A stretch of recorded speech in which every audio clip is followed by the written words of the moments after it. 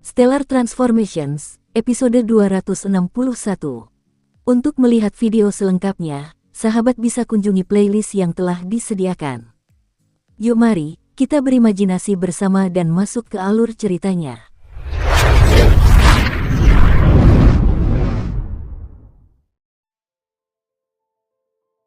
Qin Yu terdiam sesaat. Sebuah adegan muncul dalam benaknya. Seorang pemuda berlutut di puncak gunung salju, ia memohon kepada ayahnya dan para anggota sukunya. Selama 3 tahun penuh, pemuda ini mengalami pasang surut, dari harapan hingga keputusasaan, dan akhirnya pergi dengan tekad bulat. Bantuan macam apa yang diberikan klan naga dan Ao Fang kepadaku? Semua keturunan klan naga itu hanya memandang rendahku. Selain kau, saudaraku, siapa lagi yang mau menemani dan mengobrol denganku? Siapa lagi yang mau melakukan itu? Kebencian terpancar di mata Ao Wuxu. Ao Wuming pun terdiam. Akhirnya, ia menghela napas dan berkata, "Kakak, kau tahu tentang karakter ayahanda kaisar kita. Temperamennya memang seperti itu. Sebagai kaisar naga, ia pasti akan menangani urusannya sesuai dengan aturan klan tanpa melunak sedikit pun. Saat kau mencapai tingkat iblis langit, ayahanda kaisar kita pasti akan mengusirmu dari bintang kristal hijau." Ao Wuxu mulai tertawa. Dia tertawa agak panik. Kemudian dia menatap Qin Yu dan Ao Wuming. "Dulu waktu aku masih kecil, Ao Fang selalu dingin dan muram padaku. Aku selalu menyimpan dendam padanya di dalam hatiku. Kakak kedua, tahukah kau? Selama masa ketika aku melewati 4 dari 9 kesengsaraan surgawi, aku sudah menyadari bahwa aku memiliki ingatan warisan."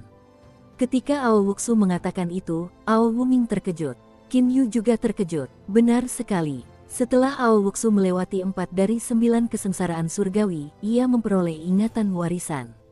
Ingatan warisan adalah karakteristik yang hanya dimiliki oleh binatang suci tingkat tinggi dan binatang suci super. Hanya dengan itu saja, sudah cukup untuk membuktikan bahwa Ao Wuxu bukanlah naga merah binatang suci tingkat rendah. Kakak kedua, apakah kau masih ingat bagaimana tanggapan ayahanda kaisar kita ketika aku memberitahunya bahwa aku memiliki ingatan warisan?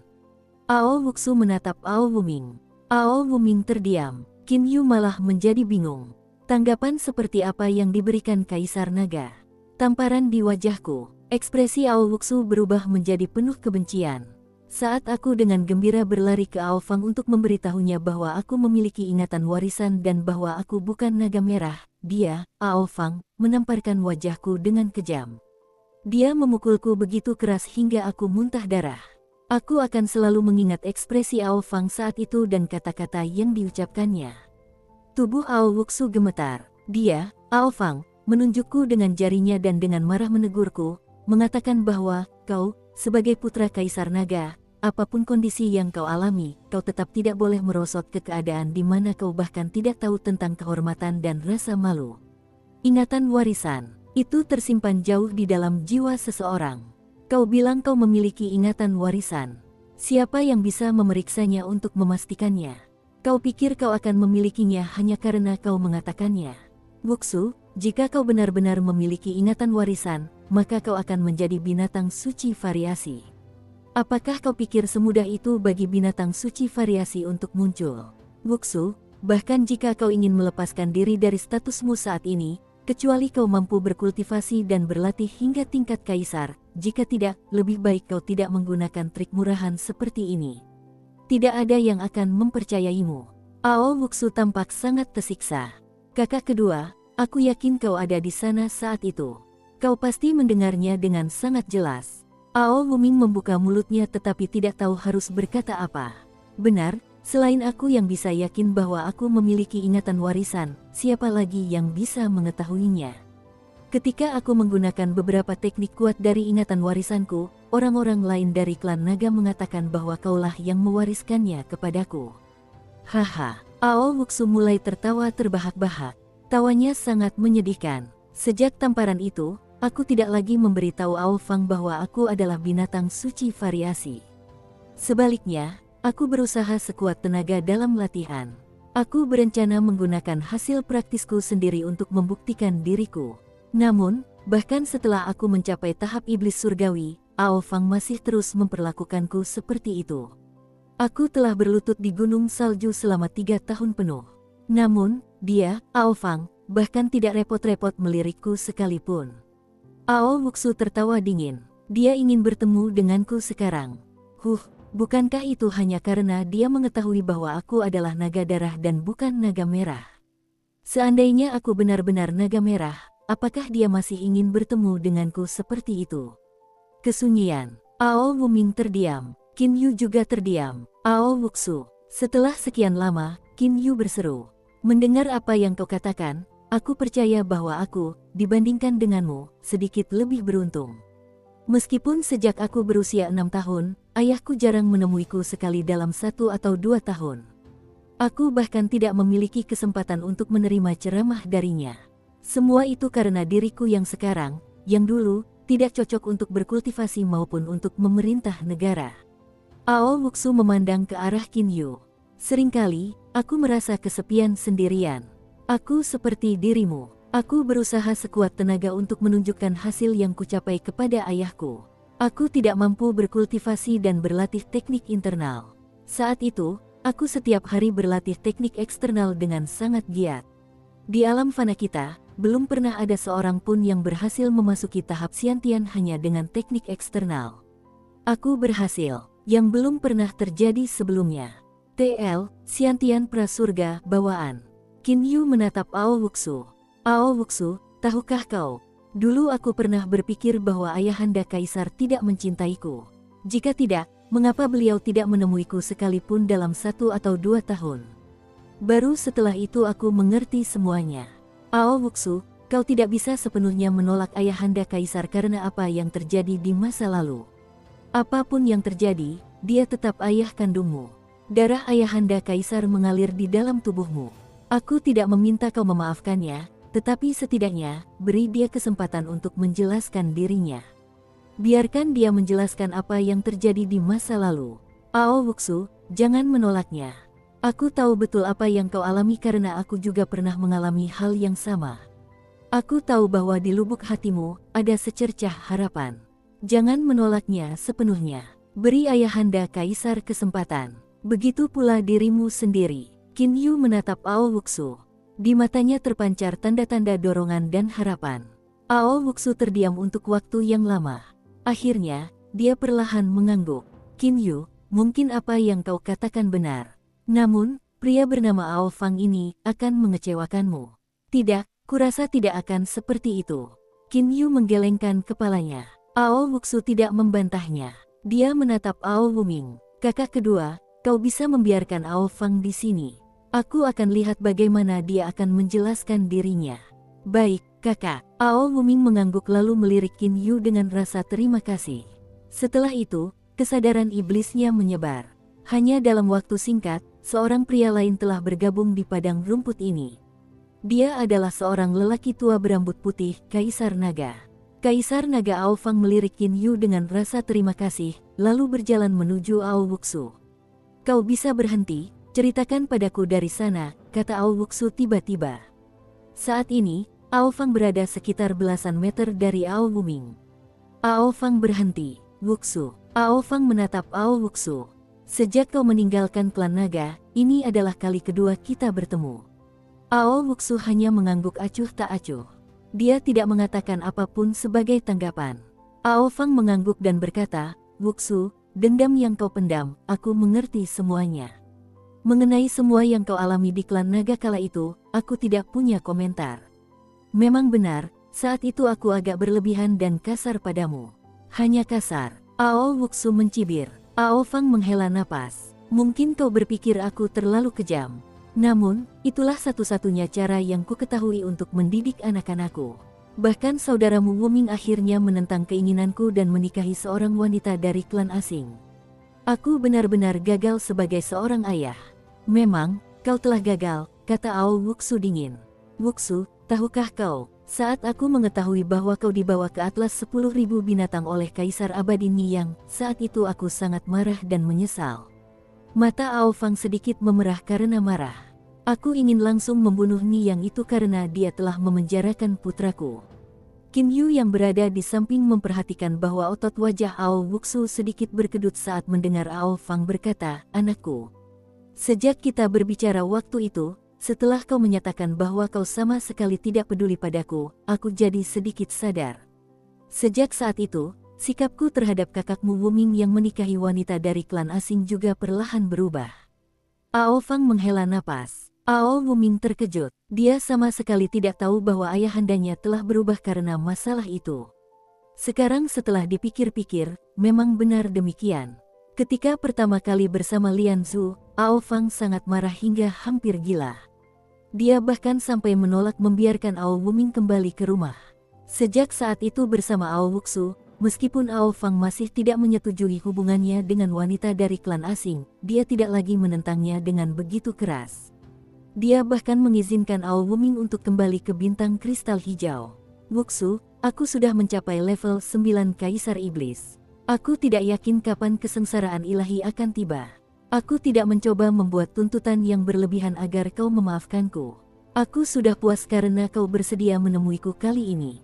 Ao Wuxu terdiam sejenak. Setelah beberapa saat, Ao Fang, izinkan aku bertanya padamu. Ao Wuxu menatap Ao Fang. Seandainya aku masih menjadi naga merah, apakah kau masih ingin melihatku dan mengakuiku sebagai putramu seperti ini? Qin Yu dan Ao Wuming juga menjadi tegang. Dari sudut pandang Qin Yu, alasan mengapa Kaisar Naga begitu baik padanya di Teluk Bulan Sabit adalah karena Ao Wuxu. Setelah itu, ketika ia melawan Kaisar Yu dan Kaisar Mistik, itu juga karena alasan yang sama. Bagi Kaisar Naga yang akan naik tahta, kekuatan putranya bukanlah sesuatu yang sangat penting. Meskipun demikian, ia tetap membantu Qin Yu beberapa kali. Itu sudah cukup untuk menunjukkan kepeduliannya terhadap Ao Wuxu. Jika itu aku sebelum kau dipenjara di Atlas 10.000 binatang, maka aku yang itu mungkin tidak akan mengenalimu. Namun, aku yang terbangun dari tidurmu setelah itu, aku yang itu pasti akan mengenalimu. Wuxu, bisakah kau memberi ayahmu kesempatan? Ao Fang menatap Ao Wuxu dengan tajam. Tatapan Ao Wuxu juga tertuju pada Ao Fang untuk waktu yang lama. Qin Yu, izinkan aku kembali. Tiba-tiba, Ao Wuxu berkata kepada Qin Yu. Qin Yu takjub dan terkejut. Ao Fang juga menunjukkan sedikit ekspresi kecewa di wajahnya. Kakak, Ao Wuming juga berbicara. Ao Wuxu tidak menjawab sama sekali. Ia hanya menatap Qin Yu. Akhirnya, Qin Yu mengangguk dan kemudian membawa Ao Wuxu kembali ke alam Jianglan. Pada saat Ao Wuxu kembali ke alam Jianglan, Qin Yu menerima transmisi suara pikiran. Kaisar Naga menatap Qin Yu. Qin Yu, terima kasih banyak untuk ini. Wuming, mari kita kembali. Berlari jauh-jauh dari bintang kristal hijau namun berakhir dengan hasil seperti ini. Ao Wuming mengangguk, kemudian dia menoleh ke Qin Yu dan mengangguk untuk mengucapkan selamat tinggal. Namun, tepat ketika keduanya hendak pergi, Qin Yu berbicara. Paman, tadi Wuxu mengirimiku transmisi suara pikiran. Dia ingin aku menyampaikan pesan kepadamu. Kaisar Naga dan Ao Wuming menatap Qin Yu secara bersamaan. Tatapan mereka bersinar. Qin Yu tersenyum tipis. Wuxu berkata bahwa jika dia bisa bertemu denganmu lagi di alam ilahi, itu berarti dia masih memiliki hubungan takdir ayah dan anak denganmu. Kaisar Naga tampak sangat gembira. Terima kasih, terima kasih. Kaisar Naga adalah sosok yang tenang, namun ia tetap mengucapkan terima kasih 2 kali berturut-turut kepada Qin Yu. Qin Yu juga tersenyum. Qin Yu mengerti bahwa, bagi Ao Wuxu untuk bisa bertindak seperti ini, dengan temperamen Ao Wuxu, itu tentu sesuatu yang sangat sulit didapatkan. Adapun apakah ayah dan anak itu akan mampu melewati kesengsaraan ilahi dan bertemu kembali di alam ilahi yang tak terbatas, itu adalah sesuatu yang sulit untuk dikatakan. Setelah kepergian Kaisar Naga dan Ao Wuming, pikiran Qin Yu pun menjadi jauh lebih tenang. Di sebuah restoran di Bintang Burung Kuning. Restoran ini juga merupakan tempat penginapan. Qin Yu dan Hou Fei memutuskan untuk menginap di restoran ini untuk beristirahat sehari di Bintang Burung Kuning. Qin Yu dan Hou Fei hendak berangkat lagi. Hanya saja sebelum berangkat, mereka harus terlebih dahulu memastikan di mana Hei Yu berada. Terakhir kali, Shizan bahkan belum selesai memastikan lokasi Hei Yu sebelum ia diganggu oleh kemunculan Kaisar Yu dan Kaisar Mistik. Dan sekarang, Shizan sekali lagi dengan hati-hati memastikan lokasi Hei Yu. Shizan, kami sudah memberikan petanya kepadamu, beritahu kami perkiraan lokasi tuanmu. Baik Hou Fei maupun Qin Yu menatap Shizan. Si Zan memejamkan matanya untuk merasakan perkiraan lokasi tuannya, Heiyu. Setelah sekian lama, si Zan membuka matanya. Ia berkata kepada Qin Yu dan Ho Fei, "Tuan Qin Yu, Tuan Ho Fei, berdasarkan konfirmasi saya sebelumnya, lokasi tuan saya saat ini berada di gugusan bintang di ujung utara, gugusan bintang Gunung Selatan. Beliau berada di galaksi besar di bagian utara gugusan bintang Gunung Selatan.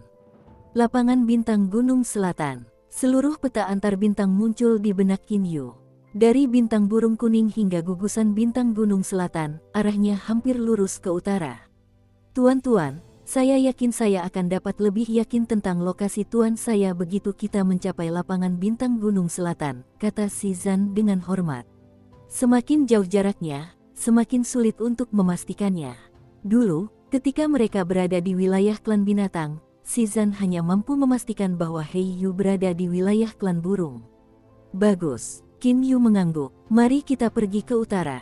Qin Yu langsung membawa si Zan kembali ke alam Jianglan. "Ayo pergi. Aku ingin tahu bagaimana kabar burung berambut campuran itu sekarang." Ho Fei menjadi bersemangat. Qin Yu dan Ho Fei segera berangkat ke utara dari bintang burung kuning menuju padang bintang Gunung Selatan. Sepanjang perjalanan ke utara, Ho Fei dan Qin Yu sama sekali tidak berhenti untuk beristirahat. Terutama ketika mereka memikirkan saudara ketiga mereka, Xiao Hei, semangat mereka semakin membara. Hanya dalam 2 hari, Qin Yu dan Ho Fei tanpa henti melewati berbagai susunan pengangkut antar bintang. Dari planet yang berbatasan, bintang burung kuning, mereka telah mencapai gugusan bintang paling barat laut wilayah klan burung, gugusan bintang Gunung Selatan. Gugusan bintang Gunung Selatan adalah gugusan bintang paling utara di seluruh alam abadi, iblis, dan setan. Jika seseorang terus melakukan perjalanan ke utara dari gugusan bintang Gunung Selatan, maka ia akan memasuki tempat di mana banyak energi kosmik yang menakutkan seperti aliran emas fragmentaris kosmik berkumpul. Jika seseorang berhasil melewati area yang menakutkan itu, maka ia akan memasuki bagian paling utara dari alam abadi, iblis, dan setan. Setelah tiba di lapangan bintang Gunung Selatan, Qin Yu dan Ho Fei langsung menuju ke wilayah pegunungan yang terpencil. "Kakak, cepat bawa si Zan keluar," desak Ho Fei. "Aku tahu, aku juga tak sabar untuk bertemu Xiao Hei," kata Qin Yu sambil tersenyum. Segera setelah itu, si Zan muncul di hadapan mereka berdua. Qin Yu langsung berkata, "Si Zan, kita telah tiba di medan bintang Gunung Selatan. Perhatikan baik-baik di galaksi mana tuanmu berada saat ini dan kira-kira di mana letak tuanmu di galaksi tersebut."